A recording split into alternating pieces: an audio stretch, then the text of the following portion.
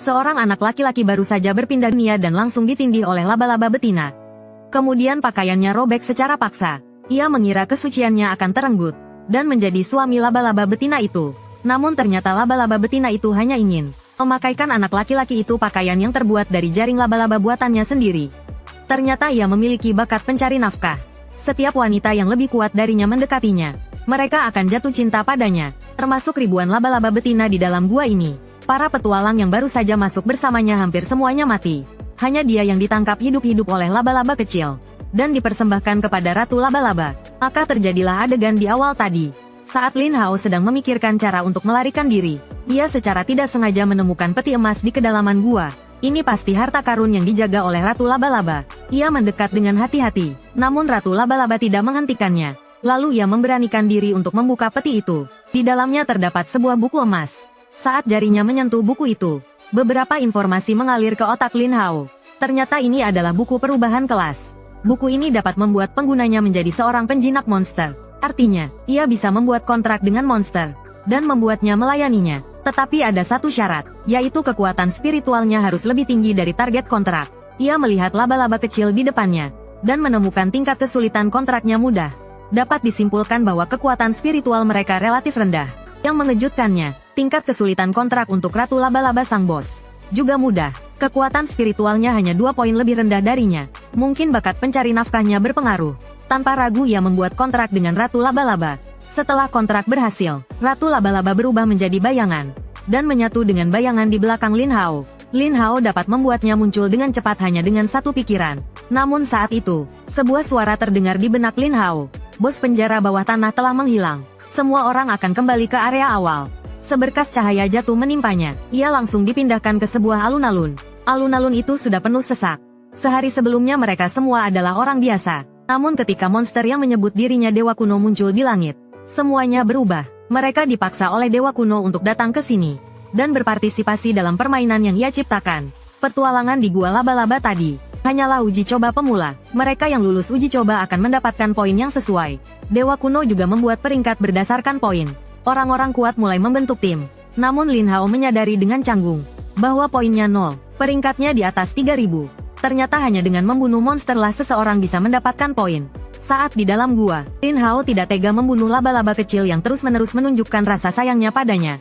Untungnya ia memiliki bakat pencari nafkah. Segera seorang gadis mendatanginya. Gadis itu bernama Lin Xiao. Saat itu ia dan pengawalnya dipindahkan ke sini bersama-sama. Meskipun gadis itu lemah, tetapi pengawalnya adalah seorang petualang peringkat 10. Mereka juga telah membentuk sebuah tim. Gadis itu kemudian mengundang Lin Hao untuk bergabung. Namun ketika dia membawa Lin Hao ke hadapan pengawalnya, pengawal itu menyeringai jahat. Kau pikir kau masih seorang nona muda? Aku bisa memberimu kesempatan. Jika kau mau menjadi wanitaku, aku tak keberatan membawa satu beban tambahan. Lin Hao telah mengantisipasinya. Di dunia yang keras ini, banyak orang akan menunjukkan sifat buruk mereka.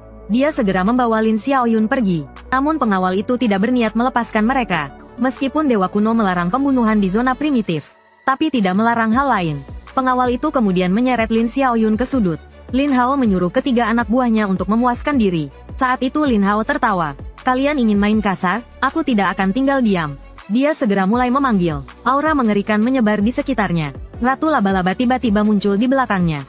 Hanya dengan satu tebasan dia dengan mudah mengalahkan ketiga anak buah itu. Melihat sosok itu pengawal itu langsung mengenali bos dari Dunggeon. Ketakutan dia langsung berlutut di depan Lin Hao dan memohon ampun. Hamba yang bodoh ini tidak tahu siapa Anda. Tolong ampuni hamba. Lin Xiaoyun langsung menyerbu dan menghajarnya. Melihat dia tidak membunuhnya, Lin Hao tahu dia berhati lembut. Dia ingin memberinya pelajaran dan melepaskannya. Tapi orang-orang yang mudah beradaptasi seperti inilah yang paling berbahaya. Maka dia berpura-pura berkata, Ratu Laba-laba ini terikat kontrak secara kebetulan. Dia akan secara otomatis membunuh siapapun yang memusuhiku. Namun saat Ratu Laba-laba hendak menyerang, Dewa Kuno turun tangan dan menghentikannya. Dilarang saling membunuh di ruang ini. Melihat itu pengawal tersebut seperti melihat penyelamat. Dia segera melaporkan Lin Hao kepada Dewa Kuno karena telah membunuh 3 orang.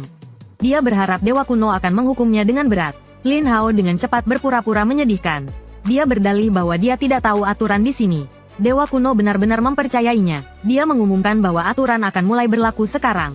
Pengawal itu marah dan berteriak bahwa itu tidak adil. Namun Dewa Kuno malah menghukumnya. Dia disambar petir oleh Dewa Kuno hingga setengah mati. Ternyata Dewa Kuno juga perempuan. Tertarik oleh bakat pencari nafkah Lin Hao, dia memihak Lin Hao, namun dia juga tidak berani menguji batas dewa kuno lagi. Dia kemudian memutuskan untuk meninggalkan tempat ini. Dia akan mencari kesempatan untuk menghabisi pengawal itu nanti. Beberapa saat kemudian dewa kuno muncul kembali. Dia mengumumkan kegunaan poin kepada semua orang. Poin dapat ditukar dengan peralatan atau obat. Di toko di markas, persyaratan untuk mendapatkan poin dengan cepat juga sederhana, yaitu meninggalkan tempat ini dan pergi ke berbagai wilayah di dunia. Selama mereka pergi menjelajah, mereka akan mendapatkan poin hadiah. Selama itu mereka juga dapat memicu beberapa misi poin. Dewa kuno juga memperingatkan mereka yang penakut, jika mereka tidak meninggalkan markas dalam 48 jam, atau tidak mendapatkan poin, mereka akan langsung dihapus. Setelah aturan diumumkan, semua orang bergegas masuk ke toko. Mereka membeli barang-barang yang dapat menyelamatkan hidup mereka. Tapi Lin Hao tidak punya poin sama sekali. Jadi dia mengincar pengawalnya. Dia menyuruh Ratu Laba-Laba untuk mengendalikan pengawal dengan jaring laba-laba. Tapi pengawal itu mengandalkan keberadaan dewa kuno. Dia tidak percaya Lin Hao bisa berbuat apa-apa padanya. Dia menolak untuk menyerahkan poinnya. Kemudian Lin Hao menunjuk Ratu Laba-Laba dan berbisik. Katanya Ratu Laba-Laba punya kebiasaan aneh. Dia suka membuat boneka dari orang hidup, dan bonekanya tidak akan mati. Sepertinya itu tidak melanggar aturan dewa kuno. Mendengar itu Ratu Laba-Laba mengambil meteran dan mengukur tubuh pengawal. Lalu dia pergi membuat baju. Melihat Ratu Laba-Laba hampir selesai membuat baju, pengawal itu langsung ketakutan. Dia buru-buru menyerahkan 80% poinnya. Lin Hao tidak berniat memerasnya habis-habisan. Kalau dia terdesak, dia mungkin akan melawan mati-matian. Setelah mendapat 80 poin, dia pergi berkeliling toko. Dia melihat-lihat bagian-bagian toko. Ada 4 bagian. Perlengkapan peralatan buku dan ramuan. 2 bagian pertama sangat beragam. Dia tidak tahu harus membeli apa. Akan sia-sia kalau tidak terpakai. Bagian ramuan hanya punya 1 barang. Itu untuk naik level dan terobosan. Dia baru bisa menggunakannya setelah semua atributnya mencapai batas. Jadi dia menghabiskan 40 poin untuk membeli akses ke toko sementara. Akses ini hanya bisa digunakan 5 kali. Tapi dia bisa membeli peralatan kapan saja saat dalam bahaya. Bagian buku berisi 4 teknik latihan, masing-masing untuk kekuatan stamina, kelincahan dan roh. Setelah digunakan atribut yang sesuai akan meningkat perlahan. Mempertimbangkan efek bakat pencari nafkah, yang hanya bisa memikat lawan jenis yang lebih kuat, Lin Hao memutuskan untuk hanya menggunakan buku yang meningkatkan atribut roh. Dia ingin atribut lainnya tetap lemah, agar bisa terus menaklukkan monster kuat. Setelah selesai berbelanja dia bersiap untuk pergi. Tiba-tiba seseorang bernama Lu Keki menghentikannya. Dia ingin mengajak Lin Hao bergabung dengan timnya. Lin Hao mengenal orang ini. Peringkat poinnya kelima, dia sudah membentuk tim beranggotakan 50 orang. Tapi Lin Hao menolaknya, karena dia munafik. Dia mengumpulkan poin anggotanya untuk membeli peralatan untuk dirinya sendiri. Sebaliknya Lin Xiaoyun terlalu baik. Sebagai ucapan terima kasih, dia menggunakan semua poinnya untuk membeli peralatan pelindung kualitas biru, dan memberikannya kepada Lin Hao. Dia menyerahkannya ke tangan Lin Hao lalu lari.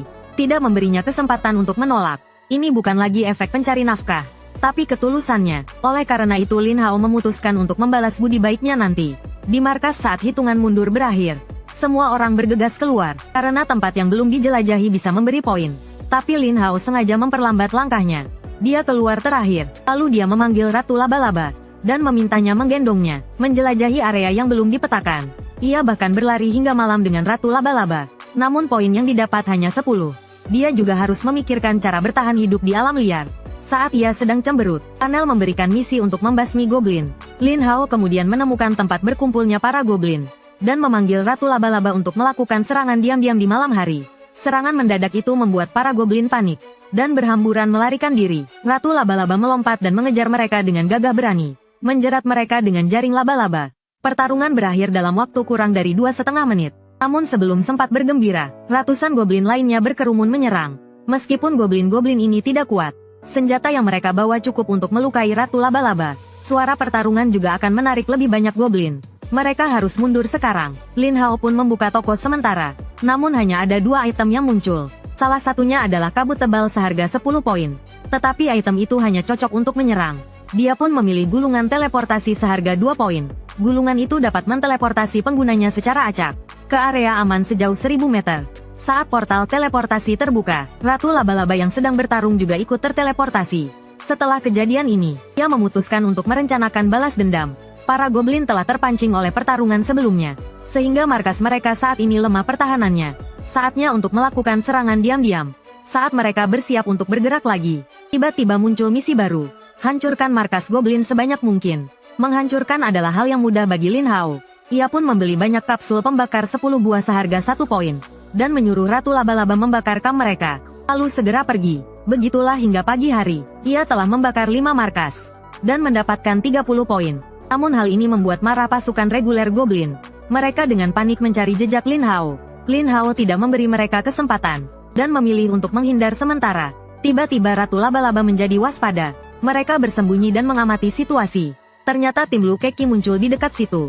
Pengawal sebelumnya juga ada di antara mereka. Kekuatan pengawal itu telah meningkat pesat dibandingkan sebelumnya. Jika dibiarkan pasti akan menjadi masalah besar. Maka saat mereka sedang berburu Goblin, Lin Hao menyuruh Ratu Laba-Laba memutar ke belakang pengawal itu, dan membunuhnya dengan satu serangan. Meskipun mereka melihat Ratu Laba-Laba, tidak ada yang tahu bahwa itu dipanggil oleh Lin Hao. Tentu saja tidak ada yang akan mencurigai si payah ini. Setelah membalas dendam ia memanggil kembali Ratu Laba-Laba. Hari-hari berikutnya para Goblin melancarkan serangan balik besar-besaran, mengurangi jumlah orang di papan peringkat. Area yang telah dipetakan menjadi gelap kembali karena invasi Goblin. Lin Hao khawatir Goblin akan mengepungnya. Selain Goblin, tidak ada serangga pun di sini. Tidak ada yang bisa dimakan. Satu-satunya yang bisa dimakan adalah ramuan makanan kadaluarsa dari toko kam. Setiap poin yang dimiliki Lin Hao sangat penting untuk naik level. Ia tidak boleh menyia-nyiakannya. Tiba-tiba dia teringat kemampuan khususnya, tong sampah. Bahkan sampah pun bisa dicernanya. Lalu dia mengambil segenggam rumput dan mencobanya. Tak disangka rasanya cukup enak. Kemudian di depan para petualang lainnya, dia makan rumput dan kulit pohon seperti serigala lapar. Setelah kenyang dia pergi membunuh Goblin. Namun seiring berjalannya waktu, Goblin menjadi semakin kuat. Bahkan jebakan yang telah disiapkan oleh Ratu Laba-Laba masih menimbulkan banyak kerusakan. Maka dia kembali ke markas untuk membeli item. Dia menukar 200 poin untuk ramuan peningkatan kualitas biru. Setelah meminumnya dia merasa segar dan berenergi. Levelnya naik menjadi 1. Yang terpenting dia membuka skill baru. Semangat juang. Memperkuat satu hewan peliharaan selama 60 detik. Dapat digunakan 5 kali sehari. Skill ini sangat cocok dengan kelas Lin Hao. Kemudian dia menghabiskan 60 poin untuk menukar latihan mental kualitas biru, dan beberapa item lainnya, untuk mempercepat peningkatan levelnya. Setelah selesai Lin Hao dan Ratu Laba-Laba yang telah pulih, kembali ke medan perang untuk berburu Goblin. Lin Hao ingin mencoba kemampuannya setelah naik level. Dia menemukan seekor Goblin sendirian. Goblin itu mengambil palu dan menyerangnya. Lin Hao dengan cepat menggunakan bola pertahanan yang dibelinya seharga 40 poin untuk memblokir serangannya. Lalu dia mengepalkan tinjunya dan melancarkan serangan terkuatnya. Namun serangannya tidak melukai Goblin sedikit pun. Lin Hao menghela nafas pasrah. Dia memutuskan untuk membiarkan Ratu Laba-Laba mengalahkannya. Masih selemah ini setelah naik level? Sepertinya dia hanya cocok jadi benalu. Maka dalam pertempuran selanjutnya dia menjauh, dan membiarkan Ratu Laba-Laba yang bertarung. Sebagian orang menganggapnya sebagai bos yang dikirim oleh Dewa Kuno. Sementara yang lain yang pernah diselamatkannya, menyebarkan rumor bahwa dia adalah bala bantuan dari Dewa Kuno. Bagaimanapun juga berkat kemunculan Ratu Laba-Laba, situasi yang tadinya didominasi oleh Goblin mulai membaik. Selama perburuan beberapa hari ini, Lin Hao tidak hanya mendapatkan 60 poin, tetapi juga sebuah peti emas. Saat Lin Hao sedang gembira, dia menyadari bahwa peti itu harus dibuka di markas. Padahal dia baru saja keluar, dan masih berpikir bagaimana cara mendapatkan lebih banyak poin. Tapi dia tidak menyadari bahaya yang akan datang. Dukun besar Goblin telah menyadari keberadaannya, dan mengirim pasukan reguler untuk mengepungnya. Untuk mengepung Lin Hao, dukun besar Goblin mengirim pasukan kavaleri. Para kavaleri ini menunggangi manusia kuda, jadi kekuatan tempur mereka 2 kali lipat.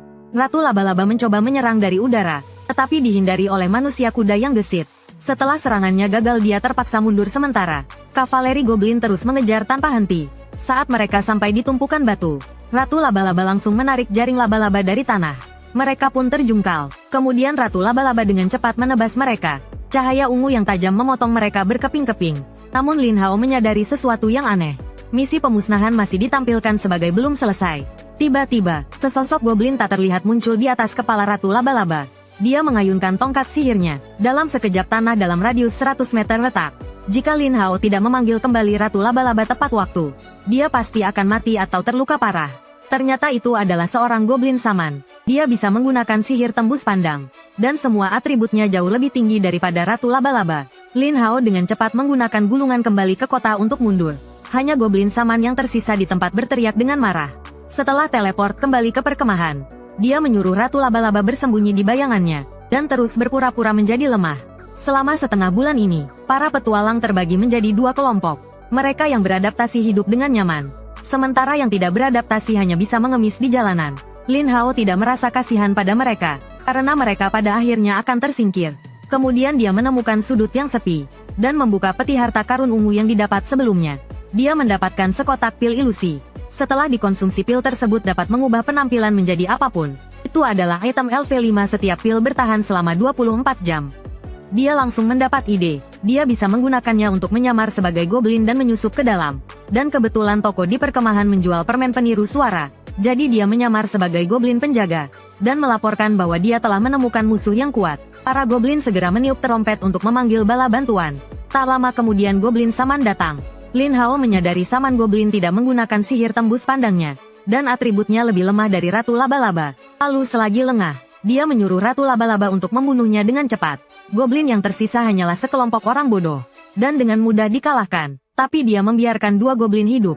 Karena dia baru saja memicu misi utama. Misi tersebut adalah membersihkan goblin di kedalaman. Menurut pengakuan mereka, goblin memiliki banyak suku. Tetapi semuanya dipimpin oleh suku petir. Karena di sana ada seorang goblin dukun besar. Yang dapat memanggil goblin tanpa henti melalui altar. Ada dua misi utama. Menghancurkan suku petir dan menghancurkan altar. Misi pertama sulit dilakukan Lin Hao sendirian. Dia hanya bisa mencari cara untuk menyusup dan mencari peluang. Sementara itu, petualang lain juga menerima misi ini. Dan mengorganisir sekelompok besar orang. Di sisi lain, Lin Hao telah menyusup ke dalam rombongan suku singa. Dan berencana untuk mengunjungi suku petir bersama mereka. Namun saat tidur di malam hari, ketua rombongan menggodanya. Ternyata ketua rombongan telah dibuat gay oleh bakat raja pencari nafkah. Untuk melindungi kesuciannya, dia menyuruh Ratu Laba-Laba untuk membunuhnya. Tanpa diduga tepat setelah dia melakukannya, hujan panah turun dari langit. Lin Hao mengira penyamarannya telah ketahuan, dan bersiap untuk menggunakan gulungan kembali ke kota. Namun dia menyadari bahwa panah tersebut ditembakkan tanpa pandang bulu, dan bahkan goblin pun terbunuh. Saat dia mendongak, ternyata itu adalah seorang centaur pemanah. Dan itu betina. Kemudian karena bakat pencari nafkahnya, panahnya tak kunjung dilepaskan. Lin Hao segera memakan permen penerjemah centaur, dan membohonginya bahwa dia juga seorang centaur. Hanya saja terkena kutukan goblin sehingga menjadi seperti ini. Meskipun alasannya terdengar mengada-ada, centaur betina itu tetap percaya padanya. Dia juga menceritakan kisahnya kepada Lin Hao. Ternyata namanya Mia, seorang putri dari suku centaur. Karena sukunya dihancurkan oleh goblin dia menjadi pengelana. Mendengar itu Lin Hao memutuskan untuk mengajaknya bergabung. Namun Mia adalah monster, dan tidak bisa menyamar sebagai goblin. Jadi Lin Hao mengeluarkan sebuah kalung dan menyuruhnya memakainya. Melihat itu Mia ketakutan, karena itu adalah kalung budak yang digunakan goblin untuk menjinakkan centaur. Jika dipakai pikiran pemakainya akan terhapus. Lin Hao segera menjelaskan, bahwa kutukan pada kalung itu telah dihilangkan. Dan sekarang hanyalah kalung biasa. Setelah mengamati beberapa saat, Mia akhirnya memutuskan untuk memakainya. Setelah beberapa hari perjalanan jauh, mereka akhirnya tiba di suku petir. Namun mereka dihentikan oleh penjaga saat masuk. Ternyata banyak suku yang dihancurkan oleh para petualang akhir-akhir ini. Dan banyak goblin yang mengungsi ke sini. Untuk masuk mereka harus memberikan sesuatu. Dan barusan ada goblin yang ingin masuk. Bahkan menyerahkan istrinya sendiri. Goblin yang menghentikan Lin Hao menginginkan Mia. Lin Hao kemudian mengeluarkan setengah tengkorak dari sakunya. Yang langsung membuat penjaga itu ketakutan. Itu adalah tanda kebangsawanan suku singa. Dia ingin bertemu dengan dukun besar goblin dengan menggunakan identitas bangsawan. Tetapi ternyata dia tidak cukup memenuhi syarat. Sistem kasta goblin sangat ketat. Seluruh suku dibagi menjadi 4 wilayah.